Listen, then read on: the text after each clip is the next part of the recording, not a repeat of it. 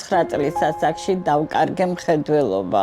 მე ვარ პირველი ჯგუფის უსინათლო, ასე ვთქვათ, ტოტალური უსინათლო. დღემდე ჯერჯერობით ასეა, რომ მარტო ვარ და ჩემს თავს ისე თუ ასე მე ვპატრონობ.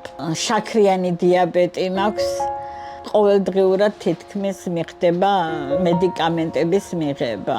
უფერული ცხოვრებას ვეძახი ჩემს ცხოვრებას, უფერული და იდუმალი. უსინათლო, მარტოხელა, დიაბეტით მძიმედ დაავადებული მზიაბებო, მთელი გულით ელოდება ჩვენს დახმარებას. ის სრულიად უმწეოა. დაკარგა ყველა ახლობელი ადამიანი. საბრალო ქალი თავის გატანას ძლივს ახერხებს. მას არც წამრების, არც საჭმლის საყიდელი ფული აქვს. მზიაბებოს დახმარების თხოვნა ძალიან ერიდება. მიუხედავად იმისა, რომ ის ბევრს არ ითხოვს. ქალი მთელი ზამთარი გამათბობლის გარეშე იყინებოდა. ძველი გაფუჭდა. ახლის საყიდელი ფული კი არ აქვს. ნუ თუ ამ საყვარელ კეთილბებოს არ დავეხმარებით, ჩვენ მისი ერთადერთი იმედი ვართ. ამ ადამიანს გასაჭირში ნუ მიატოვებთ, გაუწოდეთ მას დახმარების ხელი და 1000 მაგად დაგაჯილდოვებთ ღმერთი. გადარიცხეთ ნებისმიერი თანხა ჩერნოვეცკის ფონდის ოფიციალური საიტის მეშვეობით.